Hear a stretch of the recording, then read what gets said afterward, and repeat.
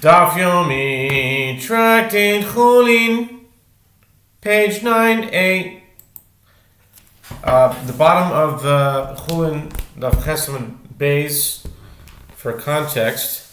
The Gemara raises an objection, if so, and that is a concern, when the flanks are placed in their typical manner as well, with the forbidden fat above the meat of the flanks. The forbidden fat flows and the meat of the flanks absorbs it. The Gemara explains. The membrane between the forbidden fat and the meat of the flanks interposes from below and prevents absorption of the forbidden fat. The Gemara challenges, and now we're on the top of 9a, our daily daf. Me'ilai Nami Karamaika Aidi Dimash Shimsha Yared Tavcha Mipatat. From above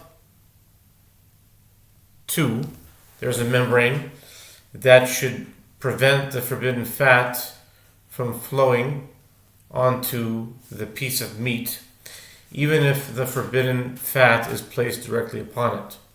The Gemara explains, since the hand of the slaughterer who touches the upper membrane, that membrane disintegrates and the forbidden fat flows onto the meat. Kasav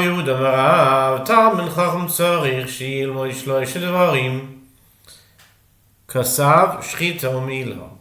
ורבי חנינא בר שלמיה משמי דרב אמר אף קשר של תפילין וברכת חתנים וציצית ואידך הנה שכיחם. And Rabbi Yehuda says, that Rav says, a Torah scholar is required to learn the requisite skills to perform three matters: writing, so that he will be able to write texts on various occasions; ritual slaughter; and circumcision. And Rav Chananya Bar Shalamia says in the name of Rav, he must also learn to tie the knot of the phylacteries and to recite the blessing of the grooms by heart and with the traditional intonation. I wonder what that is back in those days. It's not a lot different than today. And I guess whatever the traditional is for each group. Okay?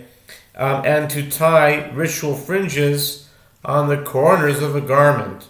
The Gemara notes, and the other Amora, Rav Yehuda, holds that those skills are commonplace and do not require special training. Rav Yehuda Mashmuel, kol tabach shenu yodea hilchos shchita, asur lechol mishchitato, ve'eluhen hilchos shchita shia. And Rav Yehuda says that Shmuel says, with regard to any slaughterer who does not know the halachot of ritual slaughter, it is prohibited to eat from his slaughter.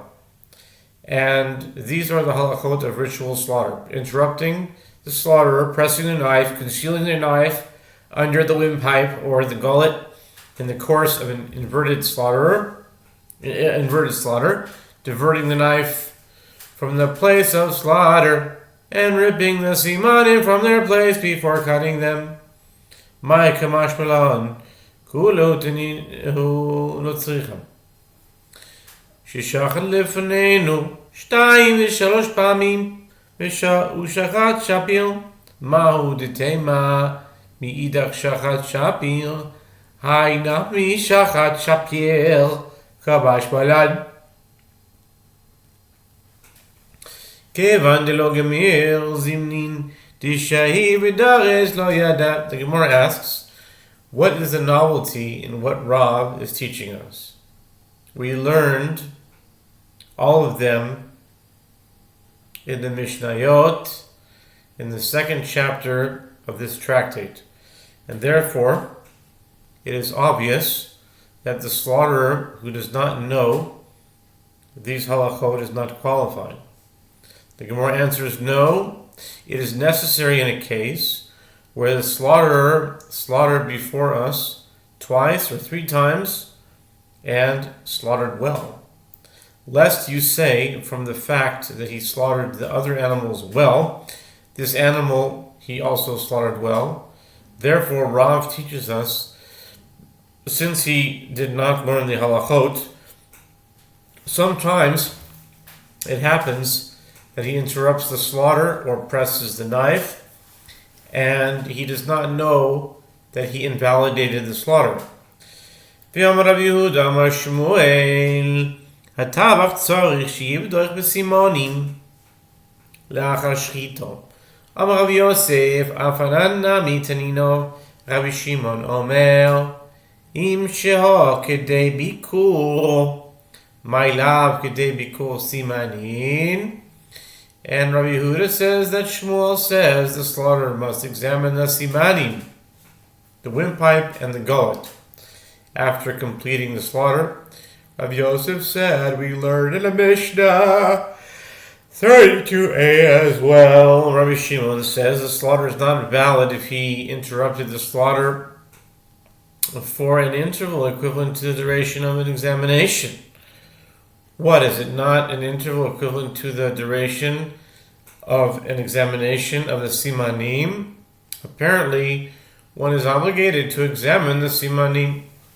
Amalei Abaye lo hachi amar Rabbi Yochanan kedei bikur chacham im ken sata divrech l'shiurim el kedei bikur tabach chacham.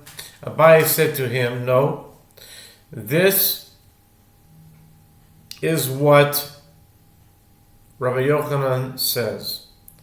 It is an interval equivalent to the duration of an examination of the knife, as the sages instituted that one must take the knife to be examined by a Torah scholar prior to slaughtering the animal. Rabbi Yosef said to him, if so, you have rendered your statement subject to circumstances, as sometimes the Torah scholar is near, and sometimes the Torah scholar is far, and the time required for examination varies accordingly. Rather, it is an interval equivalent to the duration of an examination performed by a slaughterer who is a Torah scholar.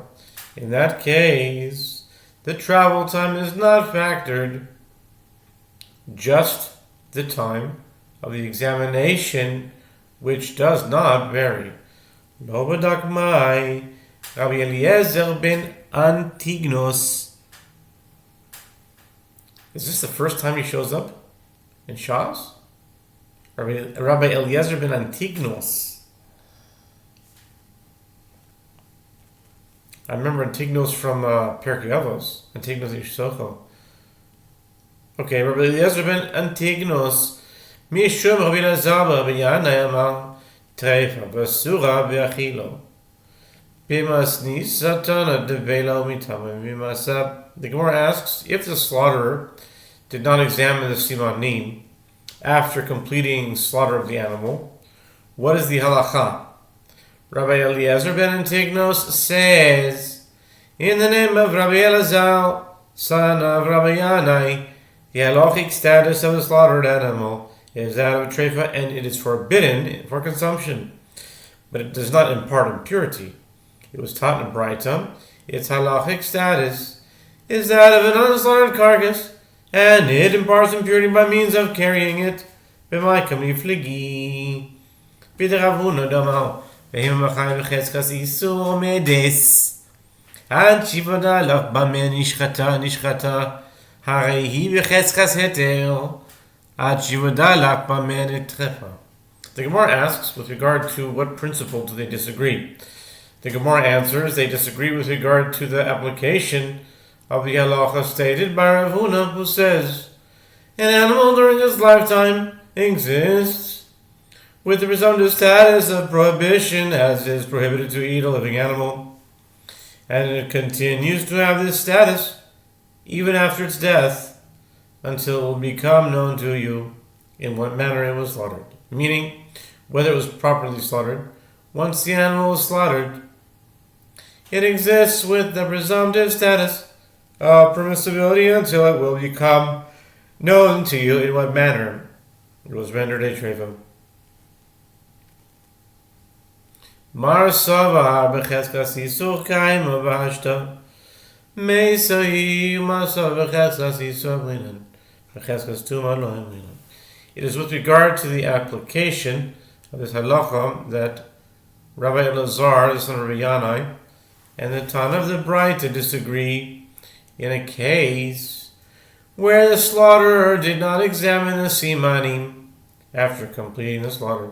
One sage holds, since it has not been verified that the animal was slaughtered properly, the animal exists with the presumptive status of prohibition, and since now it is dead, it assumes the status of an unslaughtered carcass and imparts impurity.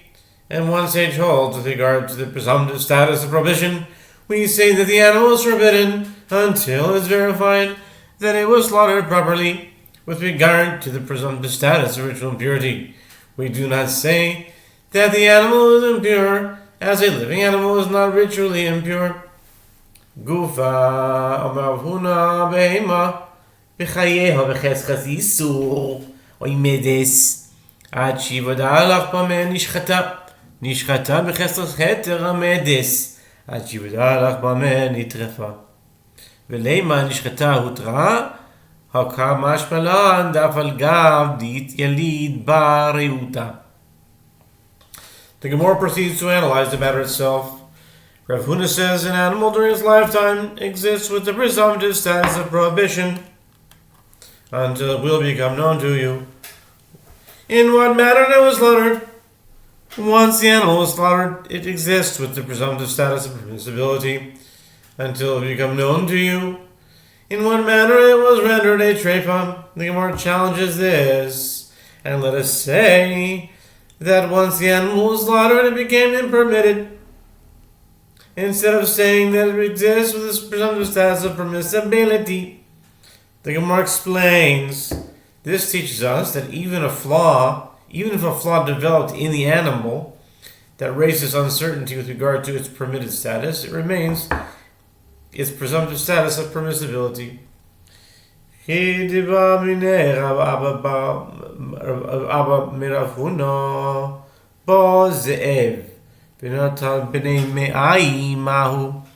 Rav Abba raised a dilemma before Rav Huna. If a wolf came and took the innards of a slaughtered animal, what is the halacha? Natal? Lesainu ela nakav b'nei me'ai mahu nakav hakach hazinan dehu nekvinu. The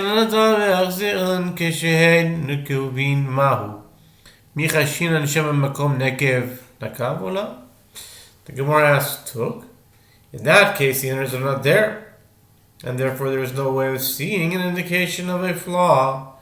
Rather, the dilemma is, in a case where a wolf perforated the innards of a slaughtered animal, what is the halacha?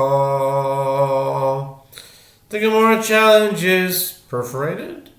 We see that the wolf perforated them, and in that case, too, there is no indication of a flaw. Rather, the dilemma is, in a case where a wolf took the innards and returned them when they are perforated, what is the halacha? Are we concerned that perhaps the wolf perforated the innards in the place of a pre-existing perforation, and the animal was a treifa from the outset, or is that possibility not a concern? Amar le ein choshishin shema v'mekom nekev nakav. Rav Huna said to Rav Abba, one is not concerned that perhaps the wolf perforated the innards in the place of a pre-existing perforation, because one relies on the presumptive status of permissibility.